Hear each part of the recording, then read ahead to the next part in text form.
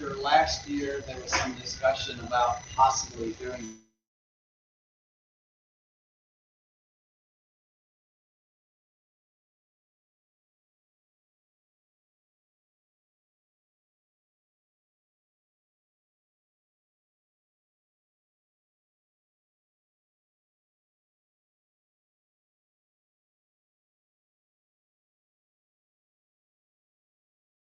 for years, and they said, "Oh, you know, you're not supposed to be out there in January." So after all these years, they finally told us. But so now we're deciding do we want to go in January again or go in March this time. There's two weekends. The first weekend and the last weekend of March are New Year weekends. Does anybody have any discussion about that? Any preference one way or the other? What's that? Sending mosquitoes for killing us over there. Yep, yep. Yeah, well, this last January they were pretty bad too, but I don't know. Maybe we can try it in March one time, and if we don't like it, we'll switch back. I know Ben would like to do it in March instead. Well, and I have a better chance of doing it. Yeah, it's a lot of fun. We kind of use astronomy as an excuse to go over there. It's a lot more fun when we're able to do crowds. Yes, yes. But it's a very nice lodge. It runs us, I think, $10 per night per person. So it's very cheap to do that. It's an opportunity to see part of the state that a lot of people never actually go look at. And when we have clear skies, it is some gorgeous skies out there. Where did you say that was again? It is near Creole, Louisiana, Pecan Island, that area. It's called Rockefeller Wildlife Refuge. But yeah, we've been going there for many, many years. So I will make a call this week and see if they can take us one weekend or another. If you go, keep it at 55. Cameron Parrish loves Hynes. On people on Highway 82. Yeah, and we'll talk more about it. I've gotten to it. But any other discussions? You got something, right? I don't know if y'all remember or not, last time Tabby came and talked to us, she brought us a towel that she made with a symbol on it. I've been forgetting to bring the placeholder in it. I remembered this time to bring it, so now we can hang it up in here. It was made by Tabby. Awesome. So, it'll be a nice one on there. And the other thing I want to mention is that something's telling Don here, due to the Wi-Fi moving, which is going on 8-9 months, so it'll go longer. But anyway, due to moving, and then we'll try to work my book more. I haven't had time on it to be able to do that. I want to give up the Life Pollution Committee. After November's Natural Sky Conference, that's it for me. I'll participate when I can, but I can't do this anymore. Someone needs to step up. If you want to keep the Life Pollution Committee going, someone needs to step up for it now. So I'll be willing to give all my information, records and stuff forward to them, but just letting y'all know, after the Natural Sky Conference, which is on the 22nd of November, after that, that's it for me on the light pollution. So if you want to keep it up. And I will leave it up to the Light Pollution Committee members to decide, first of all, if they want to continue on, and if they want to continue, who do they want to do that fearless leader. I've expressed my opinion many times about some of these different committees, so if you want to go in, more power to you. That's all I have to say about this. So we'll have to find someplace to hang this up over here. Any other discussions or comments? Yes. I live in Lafayette, so when the weather and things are right, I generally take my folks about a mile apart in the day, show people the sun. I did it 2 Saturdays ago. I had 89 people look through in about 3 hours. And unfortunately, that day I forgot to bring the Baton Rouge stuff. But I did have my shirt on, and quite a number of people asked about the Baton Rouge and the observatory. And I told them to go. I didn't have to tell them to go on Facebook. They do public observing, and a lot of people are interested. And so I keep doing that, and it's a lot of fun. We actually had a couple nights. Last night and the night before, we set up over at the soccer field here in town to try and catch the comet. And it was a little bit underwhelming at this point. But you can definitely see it's a comet. If they still haven't located it yet outside, it's really hazy. Yeah, the problem is right now it's still so close to the sun that you've got the sky glow. Oh, yeah. And then as it gets lower, it's, you're looking through as much atmosphere as you can possibly be looking through. Now, later this week, if any of you want to give it a try, each night it's going to get a little higher, unfortunately also a little dimmer. Yeah. But I'd say by the end of this week, you'll have a good shot of seeing it, at least with a dark background. How long is it supposed to be? 80,000 years? Shut off. It'll just gradually, for the next few weeks, get dimmer and dimmer and dimmer. And finally, people with mega telescopes can watch it for another year or so. But, most of us. Well, that chart shows it until like the 22nd, at least. Yeah. And in case any of you missed the news today, the Europa Clipper was launched today at 11:06, I think it was. So for those of us that plan to be around still in 5 more years, maybe we'll see some of the data. I think it's 2030 is when it's supposed to be there. 2030, yeah, and it's supposed to have 46 or 49 close passes to the surface, and they've got like 9 different scientific experiments on board. The approach is going to be 16 miles. Yeah, 16 miles above the surface. The majority of the tests and sensors are designed to detect traces of life type biochemicals. Okay, so I heard one of them say, Chandra saying that they're not specifically looking for signs of life, although that will be included. They just want to verify the water and the possibilities of life. They're not looking for actual signs of life. Yeah. So, you're looking for the byproducts of life, basically. Anything else? Well, we will turn it over to our guest speaker, Dr. Rob Hynes from LSU Department of Physics and Astronomy, and he is going to talk about the 25th anniversary of the Chandra X-ray Observatory.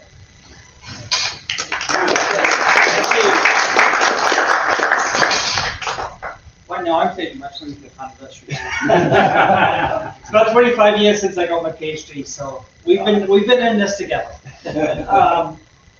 Oh, that's all right. So I am really not. I forgot my pointer, I forgot my controls. Thankfully, you have ways to connect my computer up. I apologize if I'm slightly not with it today. My back is also being a little cranky. So what I'm going to tell you about is the Chandra X-ray Observatory. You may have heard about the Chandra X-ray Observatory before. You may even have heard about the Chandra X-ray Observatory from me before. If so, I apologize for repetition. I have put some new stuff in there if you've heard some of this before. So even if it seems familiar, there will be some new things in here. So without further ado, let me just go. No, this doesn't do anything, does it? Sorry. Let me go into a bit of background. So X-rays are kind of light. X-rays are like very energetic light. And people realized in early in the 20th century, mid-20th century, that the sun produced X-rays. And so it was natural to go from there to, what about everything else? Do other things in the sky produce X-rays? Could we do astronomy with X-rays? And it was like an undiscovered frontier. Could we explore this? And so a couple of astronomers, Giacconi and Rossi, Bruno Rossi, started exploring this option. They went to NASA and said, could we do this? And NASA said no. And that was nearly the death of X-ray astronomy. Fortunately, they were persistent and creative. And so, having been told by NASA, no, you don't have a hope of actually seeing anything, all of your calculations tell us you don't have a hope of seeing anything, so why are you even bothering to ask, etc., etc. They got creative. And so, this begins with a story of Giacconi, Rossi, and a little error of Rossi. Again, do not press button. And so what they did instead, in the words of Giacconi, quotes are intentional, is we cooked up a moon experiment. I actually heard him give a talk at a conference back in 2012, and this is the way he put it. This is his emphasis. It's pretty clear that their intention was to search for X-rays from space beyond the solar system, but nobody would fund that. And so instead they came up with some contrived excuse for why they should put X-ray detectors in space. And so the way they sold it was that at the time, actually the Air Force was really interested in putting astronauts on the moon and all that kind of stuff. And they were in this space race with Russia because there was the Soviet Union, because there was Sputnik and so on. It was the height of the space race. And so they were really interested in learning about the moon and learning about the conditions on the surface of the moon. And so the way they spun it, again, the use of the word spin is intentional.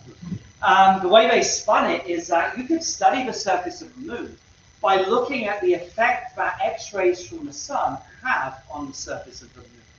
So X-rays come from the sun, we know that. Look, they knew that already. There are X-ray detections of the sun. The X-rays supposedly would hit the surface of the moon, and then they would react with the surface of the moon. And by detecting X-rays coming from those reactions, you could learn about the surface of the moon. And so you could study the moon in X-rays. That was their proposal. The Air Force were happy to throw money at them, as the Air Force likes to throw money at things. Much more freely than NASA does. And so they put this little rocket up. The rocket shoots up, it spins around, and then it falls back down again. And while it's briefly spinning around, it scans across the sky. It's not the greatest of telescopes. It doesn't have great ability to resolve things. But it can kind of say, something big, bright up there somewhere. And that's what it did. So basically what it is, they basically put a Geiger counter in a rocket and shot it into space. Let's not call it any more than it really was. It was a Geiger counter in a rocket. As it spun around, it scans. I've got a pointer. Sorry, great. As it spins around, it scans across the sky, so you get 360 degrees. And the Geiger counter measures how many counts you get from a particular direction. And this is all happening as the rocket is just kind of arcing above the atmosphere. And what they see is that if you look in a particular direction, there's something that's big and it's bright. And it's kind of in the direction of the moon, but it's not in the direction of the moon. And it's not a particularly accurate telescope, but it's good enough to tell that this thing is over here and the moon is over here, and they're not the same place. That is not the moon they're looking at. They're looking at something else. So they discovered something new that is not the moon. They had no idea what it was. Like I said, none of their predictions actually predicted they would see this. They predicted they wouldn't see anything. But, you know, like good scientists, they were looking anyway, because even when you don't expect to see anything, you should still look. But it's not the greatest of telescopes, and it really is kind of somewhere up there, right? That's the X-rays come from a range of about 150 degrees on the sky, you know, like that. They could localize it a bit better, but still, it's like somewhere in the direction of Scorpius. And so they called it Scorpius X1, optimistically, expecting that they might one day discover Scorpius X2, which they did, in fact. I've worked on it. All it really says is brightest source of X-rays in the constellation is Scorpius, because that was all they could really do with this really kind of not great telescope. At the time, they didn't really have any idea what they were looking at. That only came later. With hindsight, what we know is that Scorpius X1 is what's called an X-ray binary, which is actually what I work on, fortuitously. This is a picture. I was starting to make these pictures about 25 years ago because I did not want to write a PhD dissertation, so I found distractions. And what you've got is you've got a star, something like the sun, and material flows over into what's called an accretion disk around a neutron star, which is basically an unresolved little dot at the center down here. And as things fall in, they get hotter and hotter. And by the time they get to the center, they get so hot that they glow in X-rays. And so this is a very bright source of X-rays. And it turns out many, if not most of the bright sources of X-rays in galaxies look something like this. And we'll see more of those later. So they did not find the moon. What they found was the Scorpius X1. In hindsight, we know that the moon is not as bright as they predicted, not as bright as they sold to the Air Force, but the moon is detectable. And so, let's see, they discovered that in 1962. This is a picture from about 30 years later using a much more sensitive telescope of the moon in X-rays. There's two really important things I want to highlight here. The first one is a really obvious one. You can see the light side of the moon. X-rays come from the sun, they hit the light side of the moon, they cause fluorescence, and we can see it in X-rays. That's the most important thing. No, sorry, that's the second most important thing for this talk. Does anyone see the other thing that's really cool about this picture? X-ray sources everywhere. There's X-ray sources everywhere because you can see the dark side of the moon. The dark side of the moon is covering up X-rays from space. There's X-rays from so many places in space that the moon is actually covering up an X-ray background. And so what that showed us is that there's a cosmic X-ray background that covers the whole sky, which is way weirder than they imagined back in 1962. That cosmic X-ray background, Chandra eventually resolved into many, many, many, many, many supermassive black holes, all accreting at the center of galaxies. And the vast majority of that background is supermassive black holes. So in part, that's light particles we're seeing right now? The light, sorry, say that again? Around Yeah. that, is that light particles? That is X-rays from beyond the moon. Right? What you're seeing here is a measure of the kind of background noise, Right. what you're seeing in front of the moon. But when you're looking everywhere else, there is more than that. Yeah, that has no mass, it's a light. That's light, yes. That's light. Because a while ago when you said about coming from the sun, I couldn't understand whether it was in a mass or just light. How come the gravity wouldn't fight each other? But it's an X-ray, right? X. You lost me when you had the sun. Yeah. And it was coming around making that round petri dish type thing. Was that a solid matter or was that just light? No, that's an accretion disk of matter coming from that other star, and you get so hot, you blow an X-ray. Yeah. Gravity wouldn't fight each other? This is falling in under gravity. So gravity is gradually winning and this is falling in, but the gravity is not so strong that it stops light getting out. The light can get out. They're not fighting each other? Not significantly, no. Only the very center, right near the neutron star, does the gravity get so strong that it affects the light. And then you get a bit of an effect on the light, but it's still not that strong. So yeah, not a problem here. We're not talking about extreme black holes. Does the gravity affect visible light differently than X-ray? No. Okay. Gravity affects all kinds of light the same way.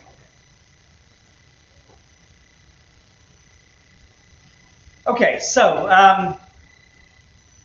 the moon is there, but we're jumping ahead of ourselves.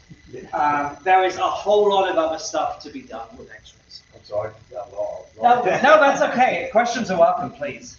If we go until 9 o'clock, I'm okay with that. I've had dinner already. So going back to the 1960s. So Riccardo Giacconi was the one who flew that experiment back in 1962.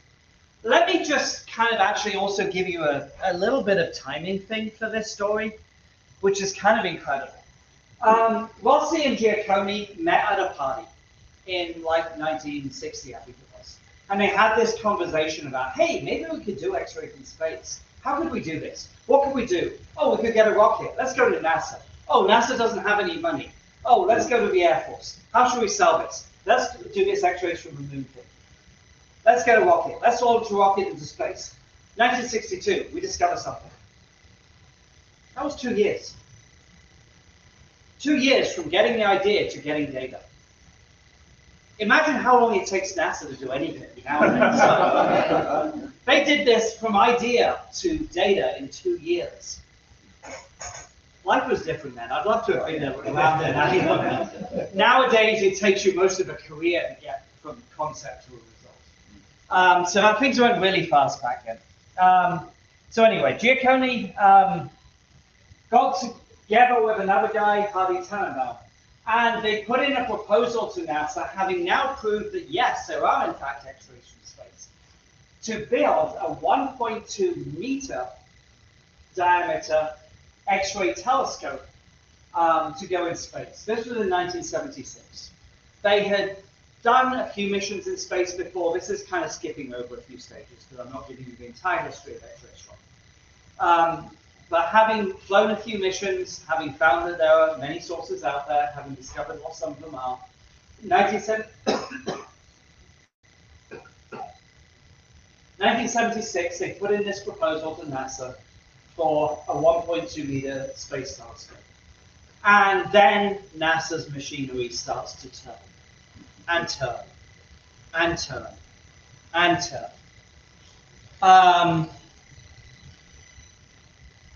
By the 1980s, it had morphed into this thing called the Advanced X-ray Astrophysics Facility.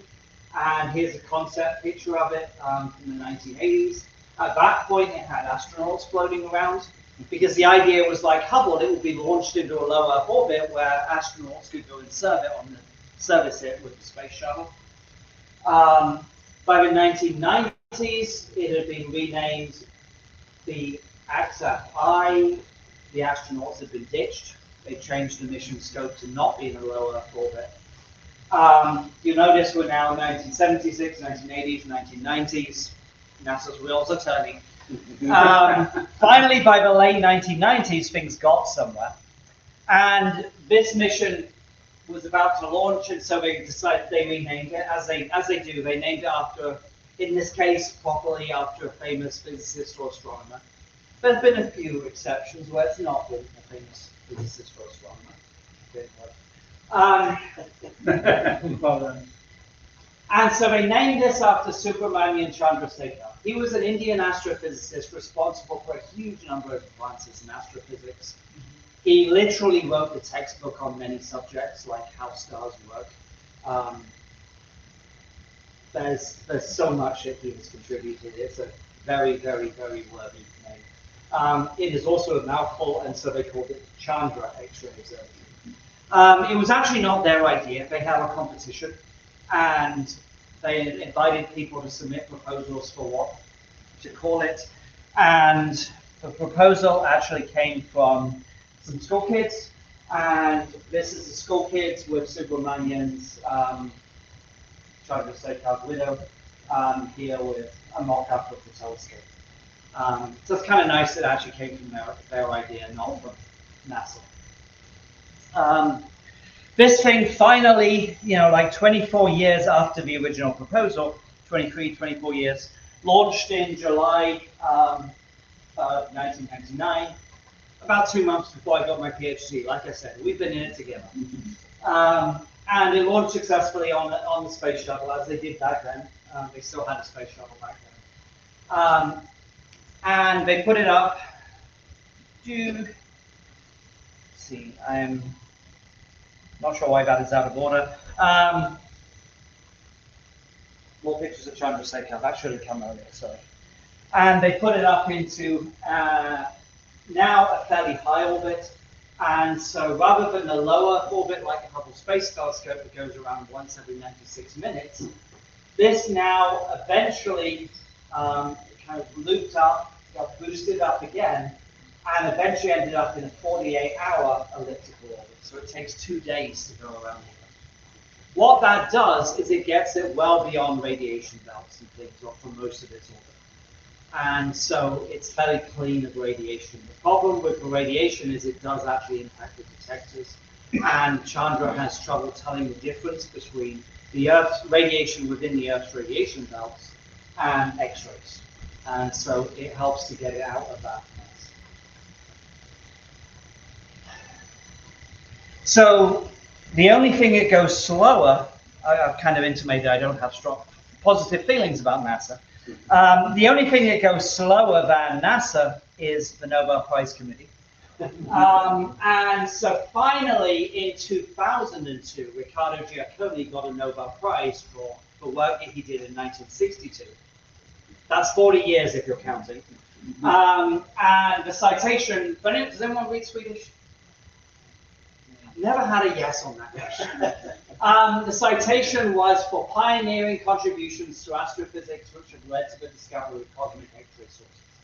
So that was the work that he began in 1962. And obviously this is a much older looking Giacconi now, receiving this prize in 2002. He's been with us for the majority of the history of X-ray astrophysics. That was a very well-deserved Nobel Prize. Again, we can argue about some other Nobel Prizes that may or may not be. So let's kind of switch gears a little bit. We've talked a lot about history. Let's talk about Chandra now. So Chandra looks like a lot of telescopes in space, like a lot of space observatories. You have a long tube that's got a telescope. You've got solar panels. And it works actually like a lot of telescopes, like that we work with. You have a door that opens up, just like on Hubble. Light comes in. You have things which are called mirrors, that come on to what they actually are. And then you have instruments and you have cameras at the very end. It's not that different kind of in layout to something like a Hubble Space Telescope. A little, technically. The thing that's kind of innovative is this thing, the mirror of Chandra. This is actually an idea, again, like everything I've been talking about so far. Back in the 1960s, Giacconi had an idea. This is one of Giacconi's ideas from the 1960s, was how to build a mirror for X-rays. Those of you who've got experience of X-rays, I pity you if you have, because usually it means something horrible has happened to your life. No, but X-rays have this habit of going through things, right? They're penetrating. That's why they're so useful in medicine. But if X-rays have this habit of penetrating things, then how do you reflect them? Or bend them, or refract them? How do you build a lens or a mirror for X-rays? They just tend to go straight through. And Giacconi's idea was that if you get the X-rays to hit the mirror at a steep enough angle to just kind of glance off the mirror, then you can actually get them to reflect. It's like those of you who have wasted childhood, if you go to a lake and you skim stones across the surface of the lake. If you just throw a stone at a lake like this, no matter how hard you throw the stone in the water, it will not bounce. Right? Do this. It will not bounce. But if you throw a water stone like this across the surface of the water, you can get it to bounce. And this is the same idea. If the X-rays come in and glance off these mirrors, they will bounce and be deflected a little bit so that you can focus them to form an image. If you just have one mirror, then you have this really kind of narrow thing. It doesn't gather very much light. So then what you do is you have several of these nested mirrors inside each other to get more light. And that's the basic idea. It's like lots of layers of these, not lots, there's four nested layers of these glancing mirrors. And the end result actually basically behaves like a lens. Light comes in, it gets refracted, focused in, and forms an image at the other end of the telescope 10 meters away. Basically like a 10-meter optical telescope with a lens that works on X-rays. And like I said, that was originally Giacconi's idea. It just took a long, long time to actually build it. And in the end, they actually launched 2 telescopes like this at the same time. There was the Chandra X-ray Observatory, which was the American, and then the X-ray multi-mission telescope, Newton, that was launched by the European Space Agency, that also had this kind of mirrors and had 3 telescopes inside it. And they both launched about the same time, within a year of each other, and they've ever since both been kind of competing, doing similar kind of science ever since. There's some things Chandra does better, there's some things X and does better. Chandra has better images, it forms the sharpest images. XMM has 3 telescopes, so it gathers more light and is better for taking things. It's trade-offs, you choose which one's best. So, they shot it up. They shot it up in 1999, and by August, they actually had data. And they chose this object for their very first image. This is a supernova remnant called Cassiopeia A. It's a beautiful supernova remnant, at least in X-rays. And there's one thing, besides a beautiful image, there's one thing really neat about that image from Chandra, the very first kind of science quality image that they produced, which is this thing down here, that little dot. That little dot is the neutron star left behind by the supernova about 300 years ago that formed this supernova remnant. Nobody had ever seen that before. Chandra's very first image was the first time anyone had seen that neutron star. So that was kind of a neat, just kind of, okay, let's just warm the telescope up and see what we can see. Oh, we discovered a neutron star. Kind of neat. We'll come back to that. Cassiopeia A is the flagship, one of the poster childs of Chandra. We're beginning a bit closer to home with the solar system. Some of these pictures are familiar because they're nearly 20 years old. Some of them are fairly new. So a quick tour of most of the solar system as seen by Chandra. Among the first objects that Chandra looked at were Venus and Mars. Both of these basically the same idea as the moon. X-rays from the sun come out, they hit the surface of Venus and Mars, they cause fluorescence, and they make them glow.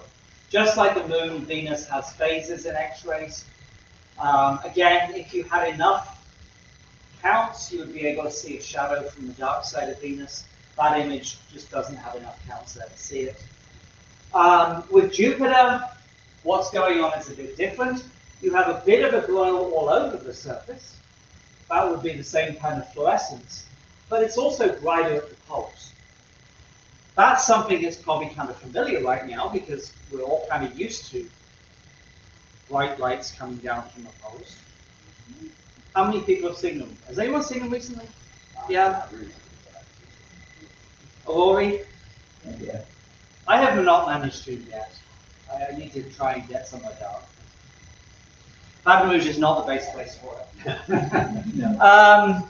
So that is the same idea on Jupiter. And so the solar wind interacts with Jupiter's gigantic magnetic field. It has the biggest magnetic field in the solar system other than the sun. And then the solar wind gets channeled down onto the poles of Jupiter and produces a very strong glow so that the poles of Jupiter literally glow in X-rays. And you can see that in that image. But there's more. Saturn is a little confusing. Saturn, it turns out, there's a number of unusual things going on with Saturn. First of all, there's no aurora in that image, and actually the image is stronger around the equator, not the poles. Secondly, when you look at the X-ray spectrum, what you see is the X-ray spectrum of the sun, which is not fluorescence. That is actually just straight reflection. So that is the X-rays being reflected off the surface, not fluorescence. Slightly different physics. The third thing is sometimes it's there, sometimes it's not. And sometimes you don't see the rings really, sometimes you do. The dominant thing in this picture is that the rings are actually kind of spot in X-rays. And so you're seeing reflection of X-rays from the rings, which is kind of neat. Then a much more recent picture is they added Uranus to the collection, like 2017 or so. And there's actually two pictures. There was an old one that they never actually properly looked at, and then a more recent one taken with. Chandra has two cameras. There's a high resolution one and a regular one. This image was taken with the high resolution one. It's a little confusing. So there's a regular optical image of Uranus here, and then these two purple dots, I hope I can say. This one and this one. Those are the X-rays. It's not spread out over the whole surface. It's just concentrated in a couple of spots. And one of those spots is very definitely not on the surface. It's on the rings. So again, like Saturn, there's something is lighting up the rings of Uranus in X-rays. And only one place on the rings. Whereas Saturn, it was kind of like sparkling all around. Here, it's just one spot seems to be glowing. Not sure that we really understand what is going on. Whether that is actually the sun is lighting it up, or whether it is actually a kind of something going on in the rings themselves, an interaction with the rings with the magnetic field. And then finally, there's little Pluto, which may or may not be a planet, but is legitimately part of the solar system. And Pluto turned out to also be really kind of surprising, because Pluto is kind of bright and kind of big, and was way more there than you expect for tiny little Pluto. And so what's going on is there's this tiny little dot. Pluto would be like a little dot at the center of this image, the actual rocky surface of Pluto. And it is surrounded by a cloud of gas, which is being lit up in X-rays. And there's a lot more gas out there than they really expected, and it's a lot more extensive than they really expected. So that was actually a bit of a surprise there. Pluto is doing a lot more in X-rays than we really expected that far out in the solar system. Yeah. The Saturn and Uranus images, those are X-ray data superimposed over a visible light image? Yes. Okay. Yes. So the regular kind of normal-looking image of Saturn and Uranus is the regular optical light image. In this image, the blue is the X-rays, and in this image, it's these two purple spots. Then to make things even more complicated, I think these spots are infrared. This is multiple wavelengths put together. That Uranus image there's quite a lot going on there, and they're still trying to make sense of what's going on. Let's see. Of course, nowadays, that's not the limit on planets. Chandra has not detected any other planets. But obviously, other astronomers are very actively looking for exoplanets. You may have heard about that from Tabby. I'm not sure what the subject was last week, but given it's Tabby, I'm guessing exoplanets may have got mentioned. So people are very actively now looking for planets, particularly like hot Jupiters around the stars have been known for a long time, and we're now trying to push it down to things that would be a little bit more habitable. And one of the challenges is we're finding a lot of planets, but many of them would have pathological problems. Like, obviously, Jupiter is not habitable. Even if Jupiter had moons, it would not be particularly habitable. And so what we need is to find habitable planets. And even if you find a planet that's at the right distance from a star, but it would have, say, liquid water, even then there's problems. Because if that star then has giant X-ray flares all the time, then probably that planet is going to be not very habitable because the radiation is going to be lethal. And so what Chandra has been doing, what people have been doing with Chandra data, is trying to look at nearby stars and figure out which nearby stars could have habitable environments where the radiation is not lethal. And so this is a map going out to 5, 10, and 15 parsecs around the sun. Each of those little dots is a star, and everything with a blue circle around it is things that have been looked at by Chandra. And so this is a work in progress.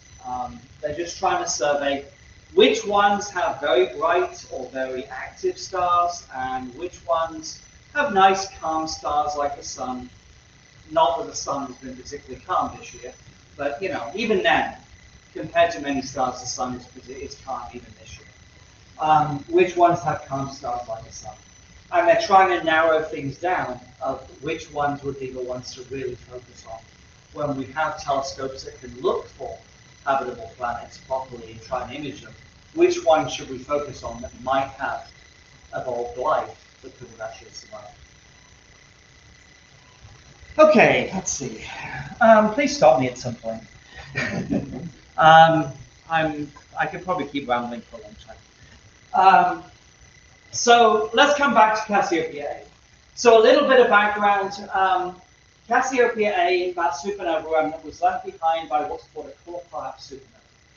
That means a massive star, more than about 8 times the mass of the sun, develops layers inside it of progressively heavier chemical elements.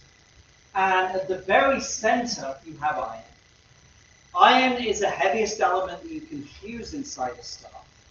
And when you build up a critical mass of iron, which happens to be known as the Chandra mass, one of its discoveries of Chandra,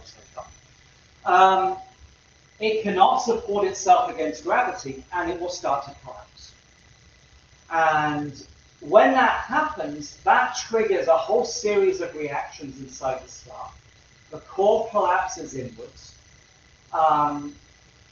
Within the iron, protons and electrons start to merge together to form neutrons. You're starting to form what's called a neutron star. This releases energy, lots and lots of energy. It also releases lots of particles called neutrinos.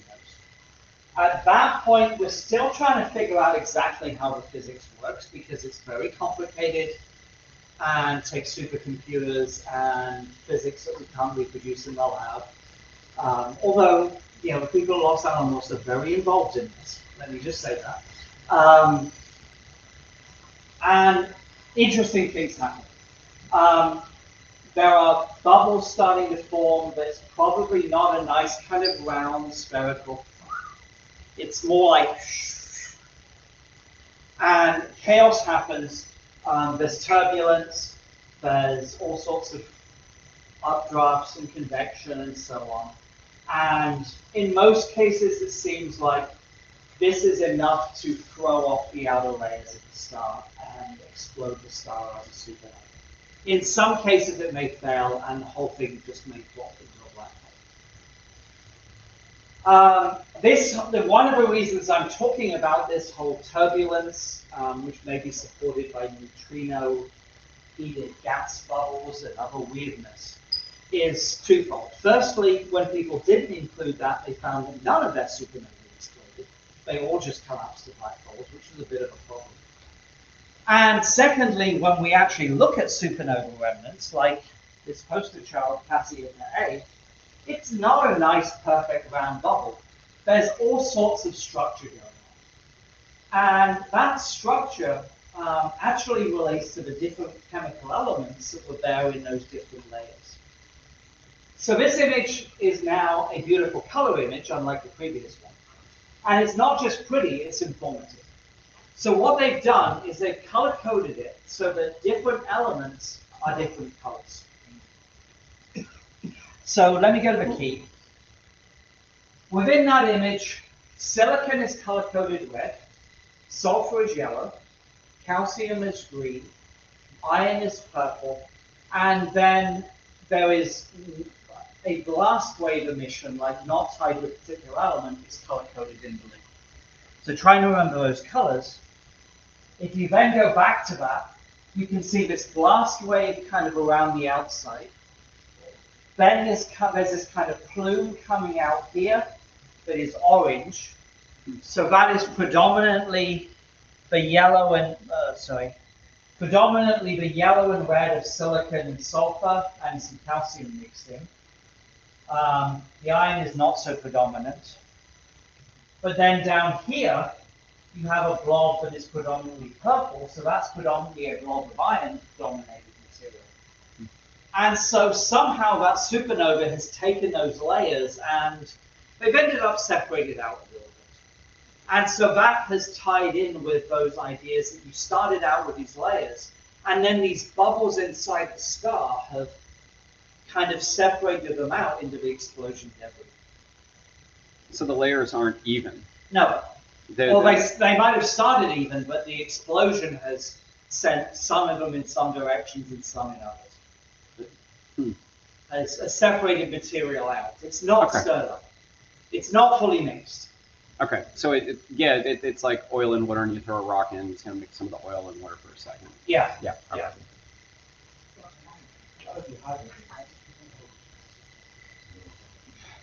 Hydrogen would be right on the outside, probably outside of here.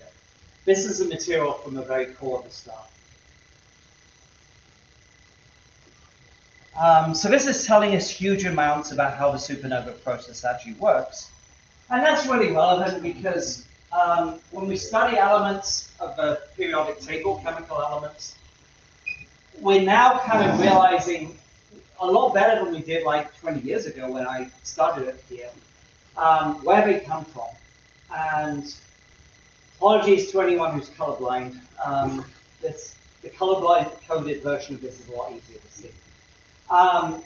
There's basically a division of two types of things that we now know about in 2024, but we didn't really know so well like 10 years ago. The lower masses of elements, like from oxygen, neon, titanium, iron, cobalt, arsenic, and so on, up to about rubidium or so, are mostly color-coded green or maybe blue. Those are associated with supernova of two kinds, exploding massive stars or exploding white dwarfs. And what that means is any of those elements that you have, including all that carbon, nitrogen, and oxygen in your body, probably came from one or the other kind of supernova. Or the oxygen you breathe almost certainly came from an exploding massive star. The heavier elements beyond that, things like silver and gold and platinum, we now know probably came from merging neutron stars. That's relatively new within the last decade or so, and that's from results from LIGO, which is a different tool. So understanding this process of how supernovae collapse, how they take the material from the core and mix it back into space, is literally telling us where the building blocks of the solar system are coming from. So I think that's kind of cool. And again, just a reminder, at the very center down here, you have a tiny little neutron star. So that neutron star in Cassiopeia A was hard to find because it's a very, very quiet, very boring little neutron star. It's not particularly hot, it's not particularly active, it doesn't do anything to reveal itself. It just sits there at the center of a supernova remnant, even though it's only like about 300 years old, and hides out in the middle of the supernova remnant. Let's switch gears to another neutron star that does not hide. So the Crab pulsar is a remnant of a supernova that we saw in, or the Chinese astronomers saw in 1054. This is now a ridiculously attractive composite of optical, infrared, and X-ray images, but looks like a painting. But I promise you, it's actual real data. Again, there is a neutron star. The neutron star is sitting down the center of here. In this case, the neutron star is saying, "Hello, I'm here," to everybody in the entire galaxy. This is a very active neutron star, a pulsar, extremely active even compared to other pulsars. So what is going on here is X-rays are color-coded in blue. And so you have the neutron star itself is very prominent. You have the reactor coming out here, this kind of disky thing. You okay?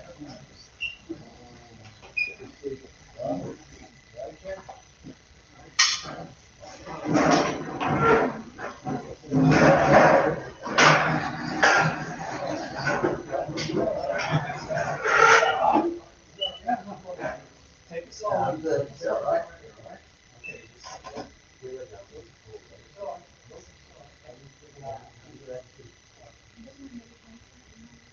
No. Stretch your legs out. We both are working hard. Yeah. Cushion or anything?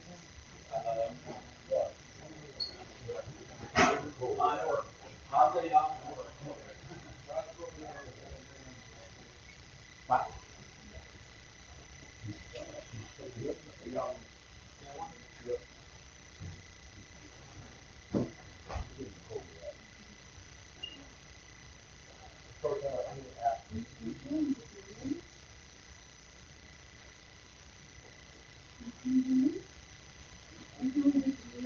Yeah, I'm the No, no. Honest telling. Yeah, mainly. Did you want to have your medical emergency outside so we can finish the talk?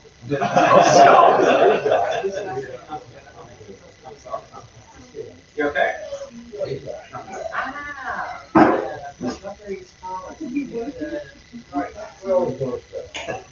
I am running over, so when you're going this. If you find it, if you want to keep us here all night. Yeah. I mean, I hear we have work time.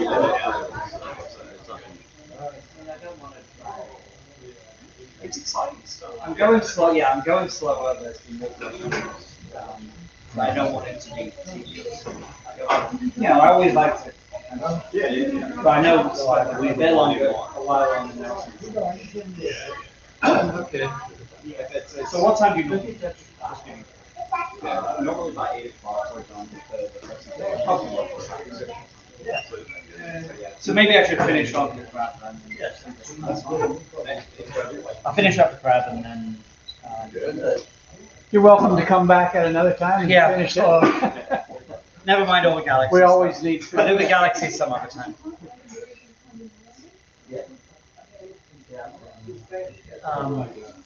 Yeah. Okay, so. I know I've kind of been going on for a while, so I will wipe things up on the crowd. I could keep going on about galaxies, but I realize this is going slower than planned. So, back to that image, we had multiple colors going on here. So, the blue stuff is the X-rays. We just talked about that. Neutron star, there's kind of a jet, and there's a kind of a disky thing there. The purple in that image is the visible light, and so you have a kind of more diffuse light going on there, but you also have, again, you can see the neutron star, and you can see these kind of ripples in that disky thing.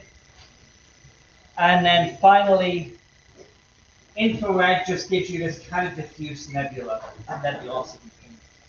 You put them all together, and that's what gives you this lovely color image. But I promise they were real actual data sets. Even though it has this very kind of, I don't know, not an artisty person, but it feels very impressionisty to my mind. Not that I really know what impressionist means.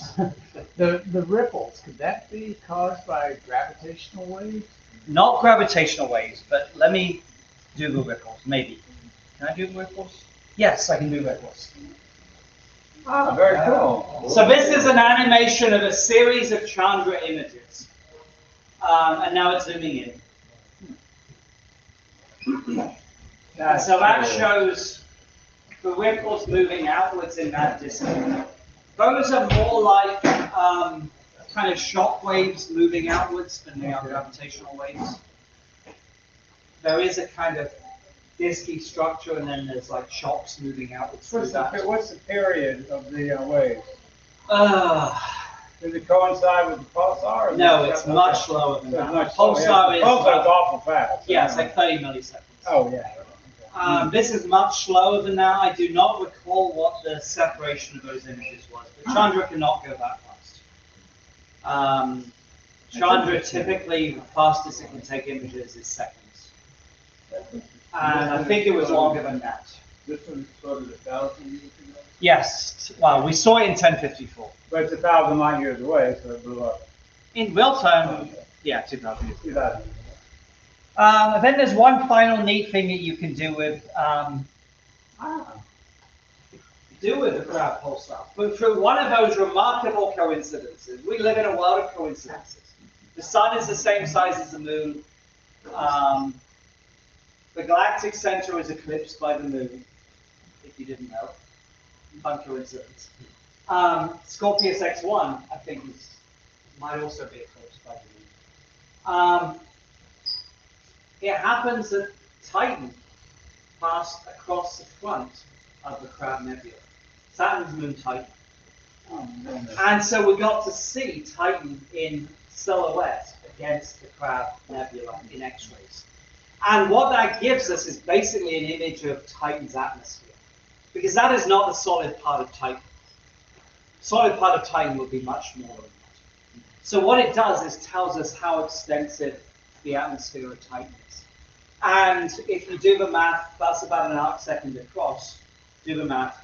It comes out to the atmosphere of Titan extends to about 550 miles above the surface, which is actually pretty huge if you think about 550 miles above the Earth. There's not much there. That's actually pretty huge. And this was done, I think, 2003-ish. And that corresponds to Titan's atmosphere actually being more extended than it was when Voyager was there. And so it's inflated a bit since then. And possibly that's because Saturn was closer to the Sun when Chandra observed it. So that's where I'm going to finish up because it is about 8 o'clock. I will sadly skip over all the galaxy stuff, but I'm not a galaxy astronomer anyway, so I'm less confident to talk about that stuff. So we are celebrating the quarter century of Chandra this year. We don't know how much longer it's got. NASA is definitely starting to squeeze the purse strings. They are talking about operating on a greatly reduced budget going forward. But it's still alive today. You know, it's got a little sign around its neck saying, "I ain't dead yet." And it's still going. And they've just announced targets for a new round of observations starting around Christmas or so. So at that point, I will finish. Thank you.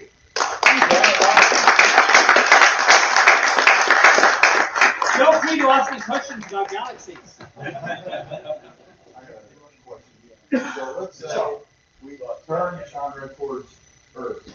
Would the data resemble what we saw with Venus and Mars? No. Would you get anything at all? Yeah.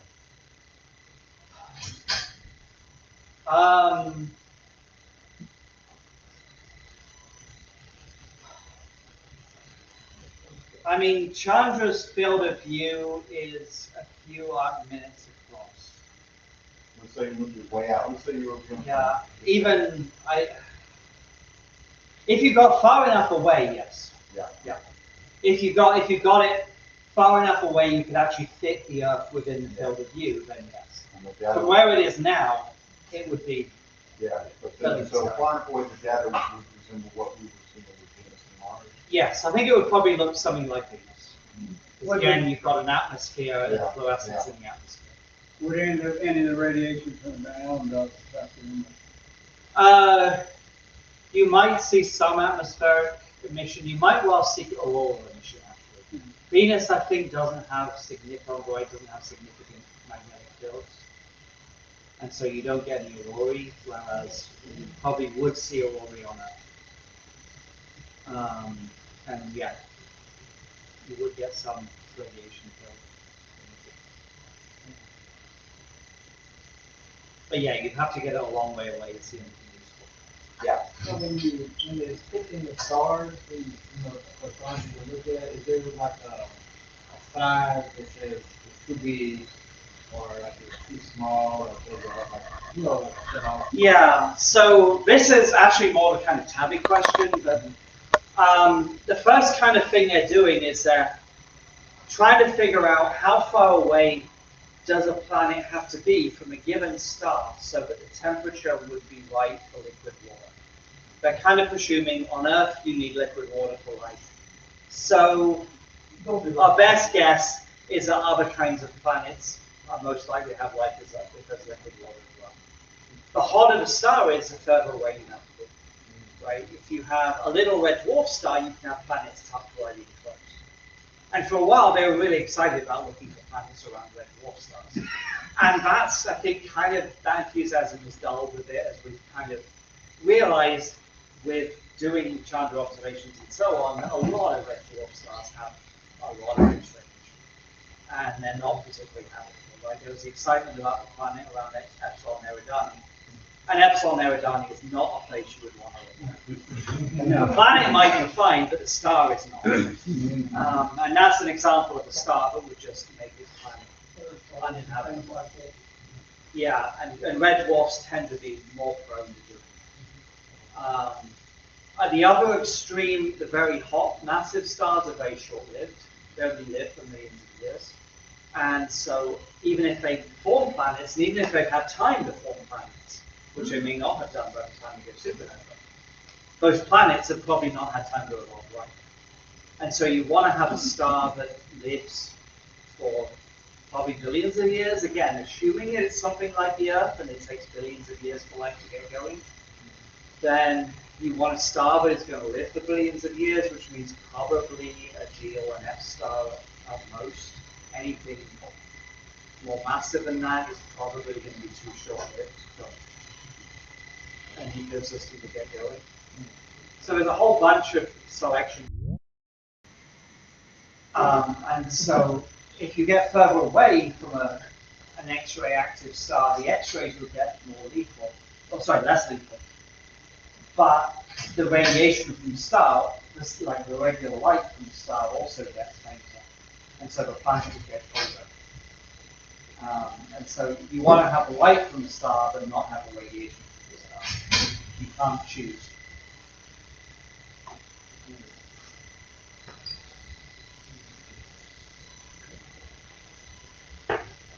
Any other questions? Okay. What if they have to, what if they don't get enough money from the government to keep trying to go in? What happens to research funding? So there's other missions being planned. There's other missions up there. So the European mission, XMM Newton, I think I have not heard is under quite so much pressure. There are certainly other smaller missions which are up there, much smaller in scope. NASA has just approved a new mission, blanking on the name, which is like a kind of super Chandra. It's the same kind of high resolution imaging, but more sensitive. And so they're not approved yet. They've approved the next step of study of it. But this will be like fun to fly in the 2030s.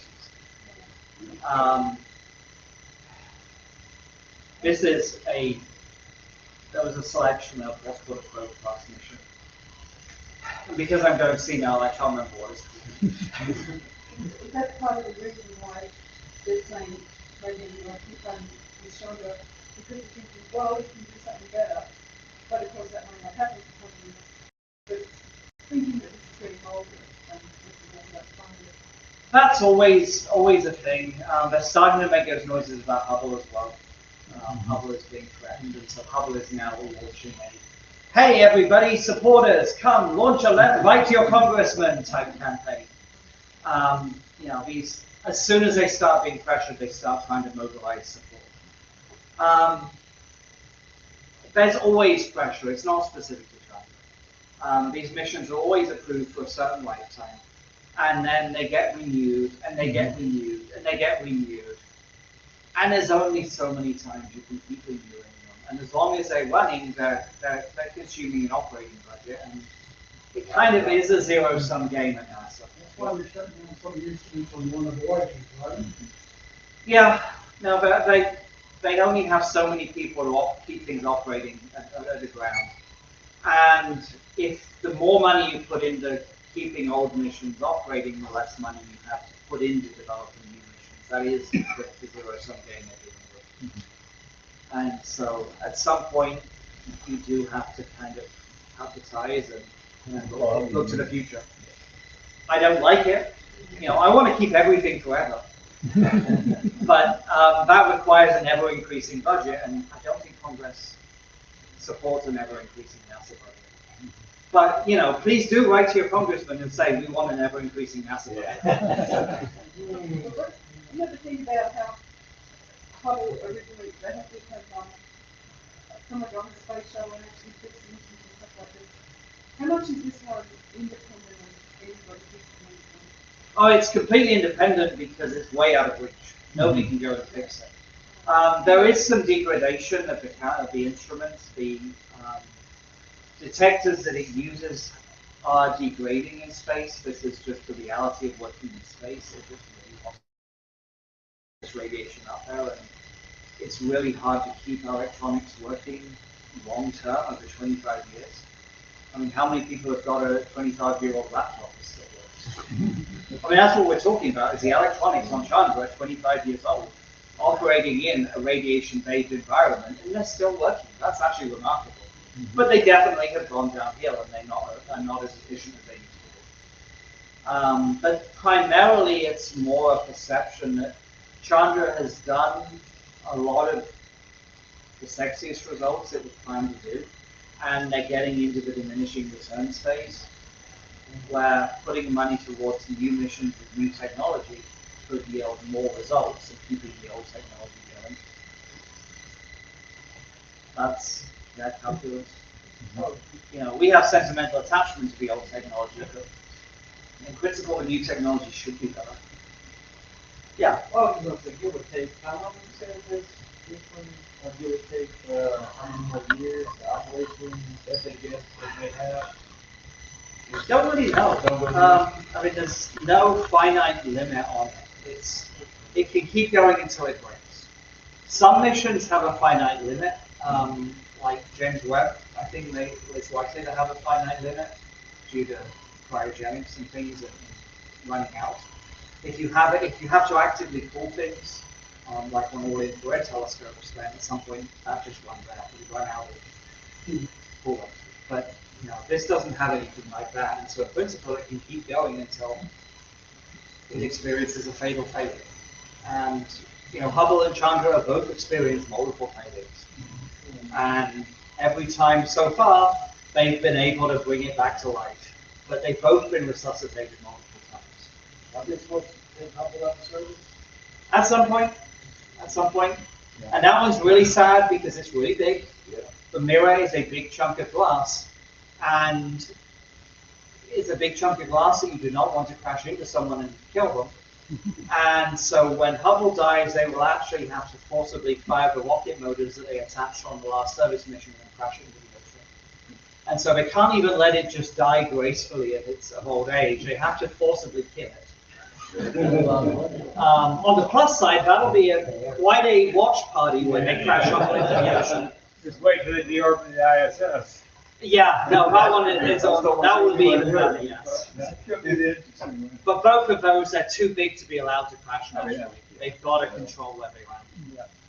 I'm not sure what the situation of Chandra. I think it's probably high enough up that it'll never come down on its own. So it can be allowed to just float there forever as a relic of civilization. Hopefully, hopefully not a relic of a failed civilization. We're going dark at this point. But I don't think there's any imminent need to get rid of it. How much does it cost to run it? Do they have to pay 2 people salary, or? It's more than 2 people. I don't remember how many people. I want to say it's probably the order of dozens. Plus, you know, things like using the telemetry that they use to communicate with it. So they have to pay for the connections, bandwidth, basically. You know, they have to pay for that modem. Those who remember modem. Yes. Storage of the data is not a big deal at this point. It's old technology, so it doesn't generate large volumes of data. And nowadays, its data volume has been completely outstripped by the kind of things that technology we have now. But the ability to communicate with space is still kind of an issue. So yeah, the telemetry is the issue. I don't think they're using AT&T, but you know, they do have to pay their cable bill. Thank you. Yes,